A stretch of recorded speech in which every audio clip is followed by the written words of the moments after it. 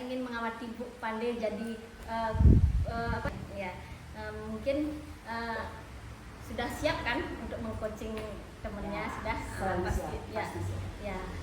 Mungkin Ibu bisa ceritakan ke saya kompetisi coaching apa yang ingin Ibu kembangkan?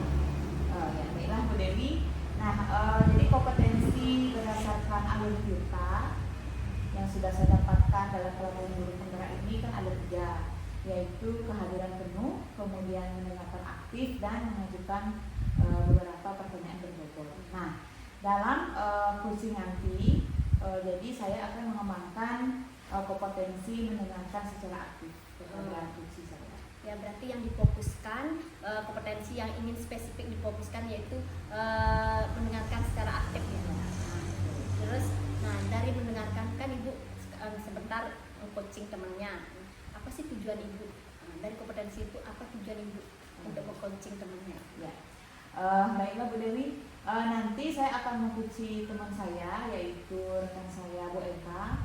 Jadi tujuan saya itu adalah untuk mengembangkan kompetensi diri saya sendiri berdasarkan beberapa pengalaman yang sudah saya dapatkan dalam pelatihan guru penggerak. Jadi saya ingin menggali diri saya sendiri dalam menerapkan kompetensi mendengarkan secara aktif. Jadi saya akan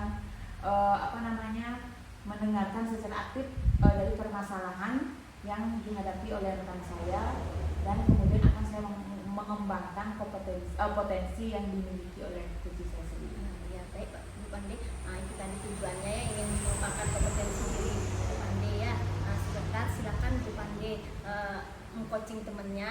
Di sini saya minta izin untuk mengamati Bu Pandey ya, sebagai apa yang sudah akan ditekankan, kompetensi apa yang akan Bu Pandey tekankan nanti ya. Silakan Bu Pandey, selamat bercoaching, semoga lancar dan tetap semangat. Terima kasih Bu Dewi. Selamat siang Bu Pandey. Selamat siang Bu Eka. Ini apa kabar nih sebelumnya? Kabarnya apa ya Bu? Rada kesal sedikit, tapi masih tetap semangat Bu. Ya, baiklah ya. Jadi kelihatan ya. Jadi mungkin seperti ada beberapa kendala yang ingin disampaikan. Nah, jadi apa nih ceritanya? Kira-kira apa kendala yang Bu Eka hadapi? Mungkin bisa disampaikan.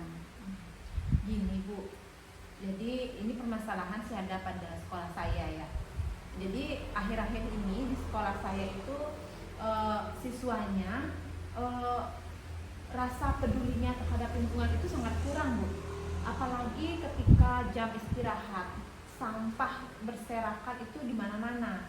Karena siswa itu banyak yang makan di kelas, dan kadang-kadang sampahnya mereka taruh di kolong meja Bu. Dan di samping itu ketika mereka selesai berbelanja, selesai makan, kadang-kadang sampahnya itu tidak dimasukkan di tong sampah, terutama sampah-sampah yang kecil-kecil ya Bu, seperti sampah permen, bungkus-bungkus snack yang kecil-kecil itu kadang mereka sengaja buang di selokan-selokan kecil, selokan kecil di sekolah gitu Bu. Jadi itu yang ingin saya yang saya hadapi Bu. Itu yang membuat rasa kesal. Oh ya, baiklah ya. Jadi topik yang Ibu sampaikan ini adalah permasalahan sampah ya di lingkungan sekolah. Nah, jadi kira-kira tujuan Bu Eka untuk bertemu hari ini, jadi menceritakan kendala apa sih tujuannya Bu Eka untuk kita bertemu hari ini? Tujuan saya ingin bisa membangkitkan kembali kesadaran siswa saya terhadap hal kecil seperti itu Bu. Jadi biar adalah rasa sadar atau motivasi dari dalam dirinya bahwa dia harus sadar lingkungan juga. Jadi seperti itu, biar ada rasa bahwa saya itu tidak boleh membuang sampah di kelas gitu Bu. Jadi itu sih yang ingin saya bangkitkan dari siswa saya. Baiklah Bu Eka, ini permasalahannya kecil ya, tapi memang menyebabkan bahaya yang begitu besar. Nah, jadi tujuan yang Bu Eka sampaikan itu yang tadi, sekarang bisa diceritakan nggak bagaimana kondisi sekolah Bu Eka, kemudian perilaku siswa terhadap lingkungan di sekolah, bisa diceritakan? Jadi begini Bu ya, jadi di sekolah saya itu dulu sebelum masa pandemi, siswa itu apa ya, rajin dalam artian menjaga kebersihan itu sangat bersih, mereka sangat sadar mereka terhadap lingkungan, mau apa namanya itu membuang sampah pada tempatnya, pokoknya bersih lah setelah saya. Nah, ketika sudah memasuki masa pandemi dan new normal ya Bu sekarang, jadi kesadaran siswa itu berkurang. Apa mungkin ini mungkin karena juga yang muridnya sudah tergantikan ya Bu, yang dulu sudah apa namanya sebelum pandemi kan sudah tamat mereka Bu ya, sekarang kan murid yang baru lagi. Kita bisa katakan ini murid pandemi. Nah, mungkin itu yang menyebabkan kesadaran siswa menjadi berkurang terhadap lingkungan. Jadi kalau di jam-jam pagi-pagi bersih memang Bu, karena belum ada aktivitas belanja ya Bu. Tapi setelah istirahat pertama, itulah mulai Bu, sampah kecil-kecil kayak permen itu pasti ada di selokan, kadang-kadang di kebun-kebun kecil-kecil itu mereka taruh sampahnya itu. Ya. Baiklah Bu Eka, jadi memang untuk peduli terhadap sampah itu memang kita harus tumbuhkan kesadaran dalam diri siswa ya. Nah, kira-kira dari situasi yang Bu Eka bicarakan tadi, apa usaha yang akan Bu Eka lakukan untuk bisa mencapai tujuan yang telah Bu Eka sampaikan tadi? Ada nggak hal-hal yang sudah Ibu Eka lakukan untuk mengatasi kepedulian siswa terhadap sampah? Ya, baik Bu. Jadi di sini saya sudah mengingatkan siswa berkali-kali ketika di awal masuk kelas ya Bu ya. Ketika awal masuk kelas saya seperti biasa, kalau masih ada sampah di sekitar kelasnya pasti saya minta mereka untuk membersihkannya terlebih dahulu sebelum belajar. Nah, itu sudah saya lakukan. Nah, jadi saya di sini ingin membangkitkan tanpa harus disuruh gitu loh Bu ya. Tanpa harus disuruh, siswa itu sudah sadar bahwa dia memang harus melakukan kegiatan itu. Saya juga pernah melakukan sudah mengumumkan pada siswa bahwa ada kegiatan bersila ya, saya beri kata bersila Bu. Jadi nanti bersila itu bersih lingkungan 5 menit sebelum belajar. Jadi itu sih program yang saya jalankan Bu sebelumnya, akan saya jalankan nantinya. Baiklah. Nah, jadi Bu Eka sudah mempunyai beberapa kekuatan ya di sini ya. Jadi sebelum Bu Eka melakukan pembelajaran, siswa sudah melakukan pembersihan. Jadi secara kesadarannya sendiri. Nah, kemudian Bu Eka akan menerapkan program apa tadi Bu ya? Bersila sebelum belajar. Bersila sebelum belajar ya, bersih 5 menit sebelum belajar. Nah, kira-kira apakah Bu Eka sudah pernah melaksanakan program tersebut dan hasilnya seperti apa? Kalau secara kontinu itu masih harus perlu bimbingan ya Bu ya, karena program ini baru saya lakukan. Karena itulah saya melihat sampah yang seperti itu, jadi saya mendapat ide bahwa coba saya lakukan hal ini, dan hal ini pernah saya lakukan. Cuma ketika saya tidak masuk sekolah, ada laporan bahwa tidak dilakukan kegiatan itu. Jadi yang ingin saya lakukan sekarang, ingin saya benahi, memotivasi siswa itu dari dalam dirinya, biar tanpa ada perintah atau tanpa ada himbauan mereka sudah langsung melakukan kegiatan itu. Jadi itu. Nah, jadi dari Bu Eka ingin menumbuhkan motivasi diri. Jadi kesadaran diri siswa secara intrinsik ya. Nah, kira-kira kiat apa yang akan Bu Eka lakukan? Jadi reaksi apa yang akan Ibu Eka bentuk atau buat untuk bisa menumbuhkan kesadaran diri dalam diri siswa tersebut? Mungkin begini Bu ya, namanya juga anak-anak Bu ya.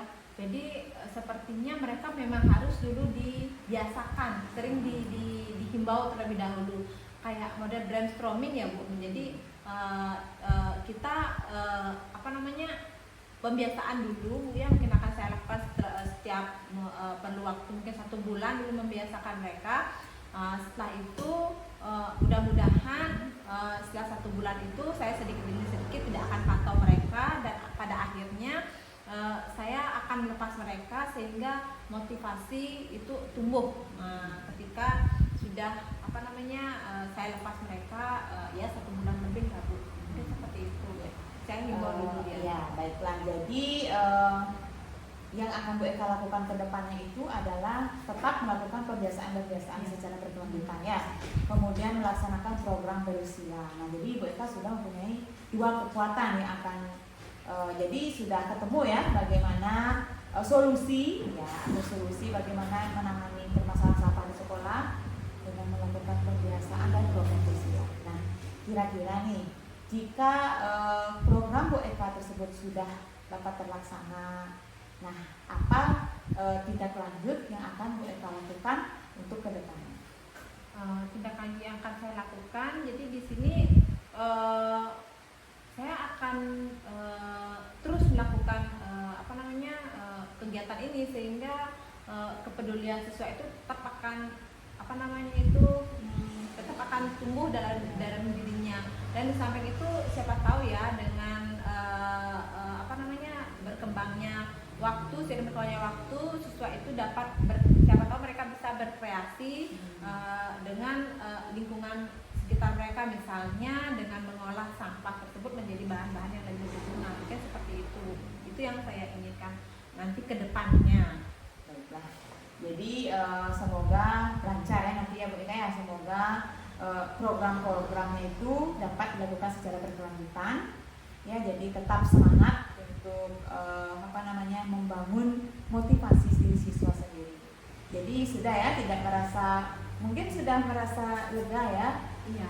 Sudah Jadi merasa, saya apa namanya teringat ya dengan apa yang sudah saya jalankan. Mungkin program ini sudah saya jalankan, cuma perlu pembiasaan ya, lebih ya, perlu pembiasaan lebih, perlu apa namanya itu continue ya, continue membiasakan siswa sehingga siswa menjadi terbiasa ya. Mungkin seperti itu ya. Ya. Semoga nanti kebiasaan-kebiasaan yang Bu Eka sudah lakukan itu nanti lama-lama bisa menjadi sebuah kebudayaan ya, budaya positif ya, bisa budaya. Jadi kebiasaan yang sudah berlanjut nanti bisa menjadi budaya positif. Jadi baiklah Bu Eka, mungkin waktu kita sampai di sini dulu. Di lain kesempatan ya kita bisa bertemu kembali, bercerita tentang dunia pendidikan. Ya. Terima kasih Bu Kandi atas pencerahannya. Semoga nanti apa yang saya dapatkan dari hasil sharing ini bisa saya terapkan. Terima kasih Bu Kandi ya. Baik, luar biasa Bu Pande. Kalau bisa kita tepuk tangan dulu Bu Pande. Apa yang saya amati tadi, Bu Pande sebagai coachnya sungguh luar biasa tadi meng-coaching temennya, di mana Bu Pande sudah memberikan, gimana, saya tanya dulu perasaannya gimana sudah selesai coaching. Jadi merasa lega ya, merasa lega mungkin Bu Dewi. Jadi di mana kunci saya itu sudah dapat menemukan solusi-solusi dari permasalahannya, sehingga apa namanya potensinya Bu Eka itu merasa tergali ya. Jadi mereka apa namanya Bu Eka menemukan sendiri bagaimana solusi untuk menangani masalah sampah, kemudian program apa yang akan dia kembangkan. Nanti izin ya kita sharing ya Bu Pande ya, dengan hasil apa yang sudah saya amati, kita sharing apa yang saya amati tadi sudah berjalan sangat bagus. Dan apa yang Bu Pande juga tadi sebagai apa namanya tujuan Ibu meng-coaching itu, yang kompetensi apa yang ingin Bu Pande tekankan itu sudah masuk ya.